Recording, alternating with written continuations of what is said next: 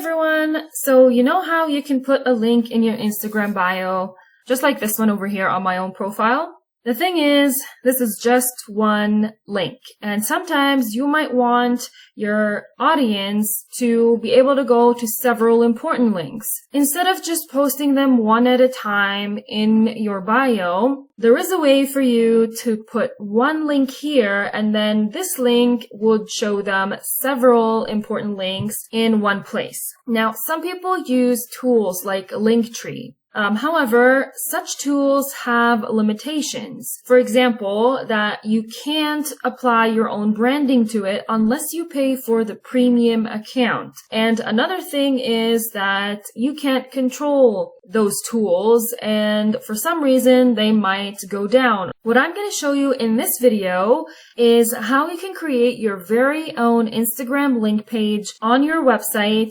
where you can design it however you want to be coherent, matching your branding, and contain all the important links that you want to have in one page. So, the first thing you're going to do is log into your WordPress account. Once you're logged in, you're going to be on your dashboard. We are going to be using a plugin called Elementor, and it's a page builder, and the reason why I use it is because it's very user-friendly, it's very easy to use, and you can design beautiful pages without any coding skills at all. So in order to install it, we're going to go to Plugins, Add New, and we're going to type Elementor in the search bar over here.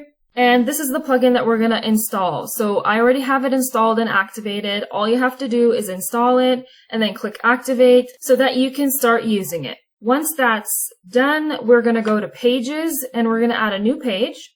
And in the title, you're going to call it whatever you want. I'm going to call it Instagram. And I'm going to save the draft before we move on to editing it with Elementor. So we're going to click on this button over here. And that's going to take us to this editor where it opens the page. And depending on the theme that you use for your website, you're going to see the header design, the footer design, and anything that is usually there on your website pages. But I am going to work on a blank page. So we're going to click on settings here in the bottom left, and we're going to click on Elementor Canvas for page layout.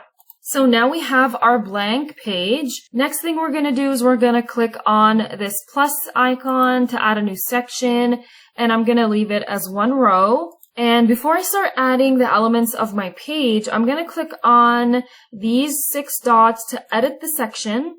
And I'm going to click on the Advanced tab, where I'm going to add some padding to the section because I don't want the elements to be stuck to the edges of the page. And this way, I'll give it some space around. Now, I am going to start adding elements.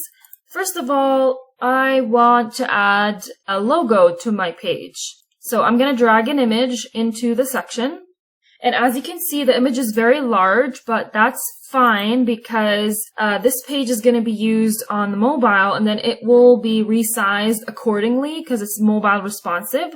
So you can choose your logo, insert it onto your page, and next thing, we can click this icon up here in order to add more elements. So we'll add a heading, and in this heading, you can type whatever you want to tell your audience or whoever's visiting the page. You can say, check out these important links below, for example, and I'm going to center the heading.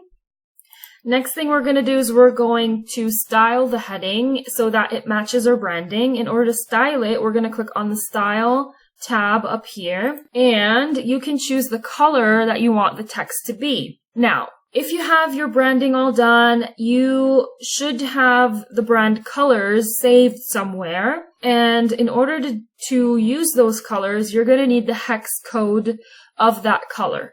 So if you have saved them somewhere, for example, in your Canva account, I have my brand colors saved in my Canva account. So I'm going to choose this pink color. And this is the hex code that you're going to copy and go back to here and paste it so that you give it the color of your brand. Next thing, you might want to edit and style the typography. So we're going to click on this pencil icon and you can choose a font for it. I'm going to choose Playfair Display. You can scroll through the many fonts that you have in this drop-down list and you can choose the one that you want. You can choose your own brand fonts if they are available here, and anything that would match your branding. You can also choose the size that you want it to be. For example, I want it to be 28 pixels.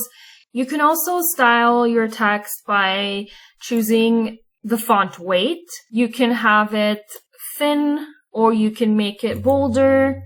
It's totally up to you. You can choose either normal or bold, these presets over here. But you should know that the higher you pick, the more bold it's going to be. Okay, so I'm going to leave it as 400. And then you can also choose to transform either uppercase, lowercase, capitalized, or normal, just as you typed it. I'm going to choose uppercase. And you can style it to be normal, italic, or oblique. And the decoration. So you can basically test these out and experiment how you'd like to style your text. And also the line height, if you want to make the height to be big or small. And the letter spacing, if you want the letters to be spaced out. I'm going to choose 2. And we have now styled our header. Next thing we might want to add is a text editor. Like if you want to add more text to explain something to your readers, you can drag this text editor below the header and you can type in whatever you want and then move on to the style tab in order to style them. So I'm going to align them to the center and I'm going to choose black text.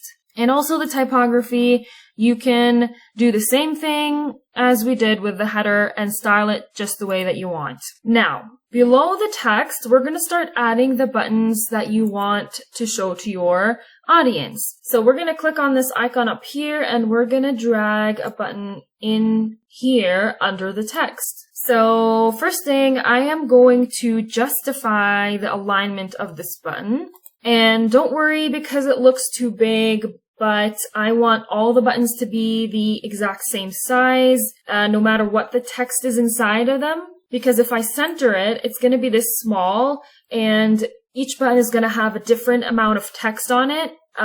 So I don't want each one to be a certain size, and that's why if I justify them, I'm going to make them all the same size. And right now, because we're designing it on your desktop or your laptop, it's a huge screen and it's going to look really big. But when people open this page, they're going to be opening it from Instagram on their mobiles, and then the screen is going to be smaller and the buttons are also going to be small because it's a mobile responsive page. So this is what I'm going to do with the alignment. And the next thing, I am going to give my button a text. For example, read the latest on the blog.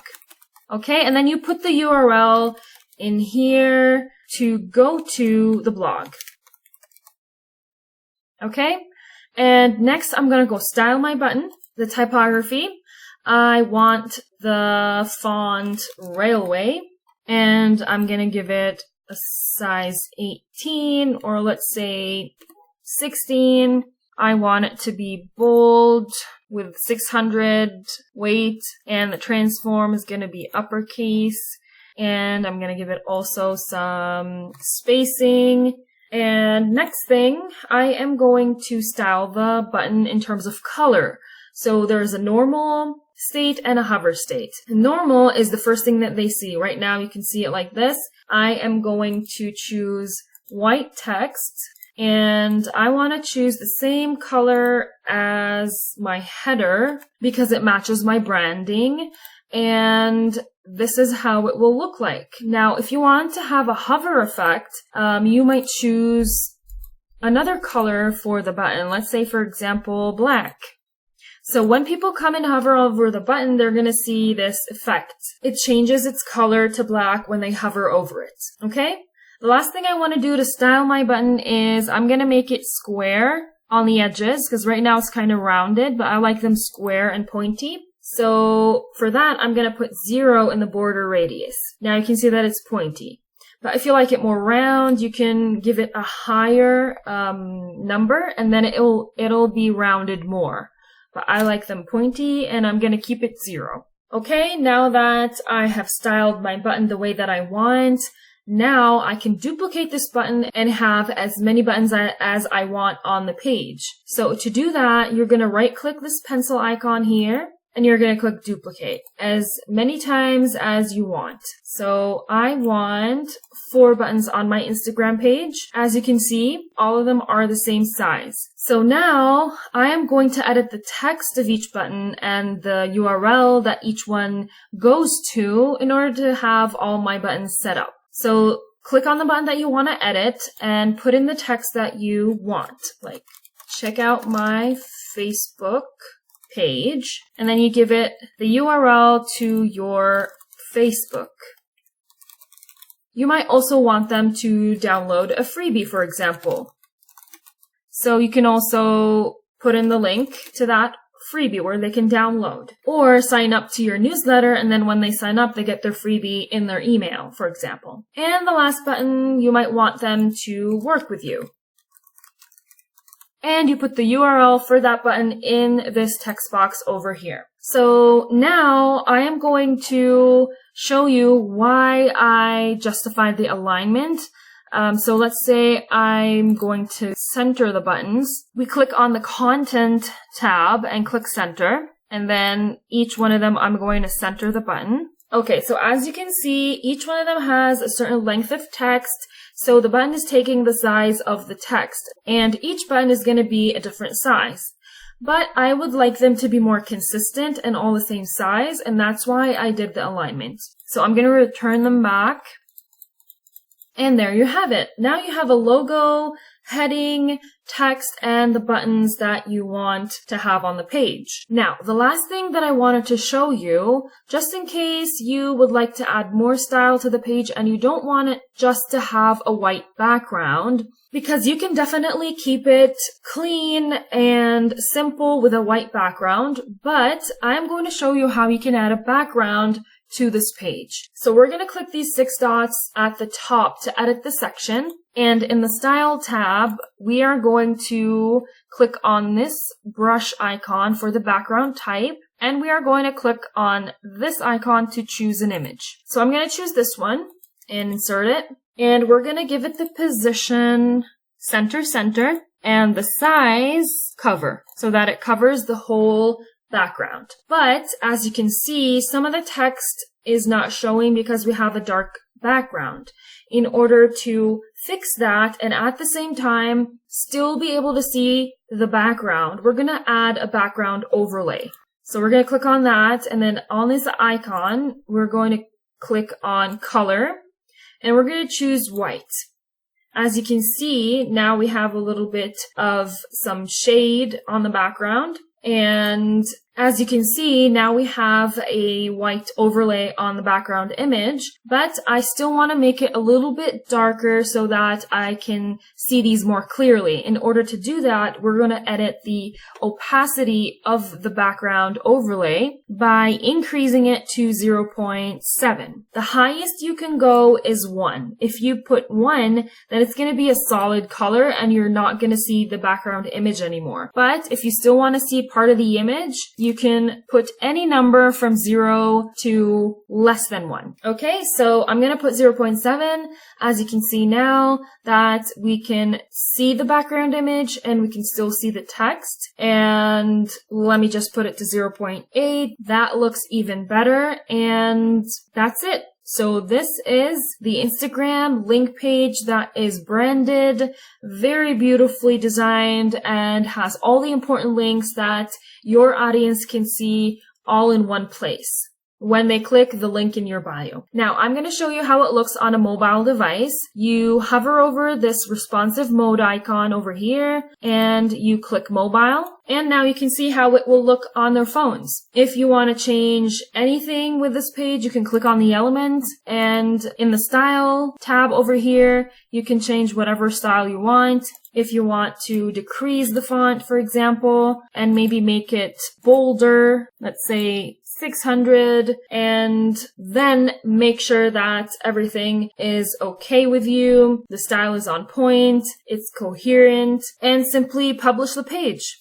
So when you publish the page, it's now live. Now we want to go back to WordPress so that we can get the URL that you want to put in your Instagram bio. In order to do that, we're going to go to the top left corner and click on this icon and exit to dashboard.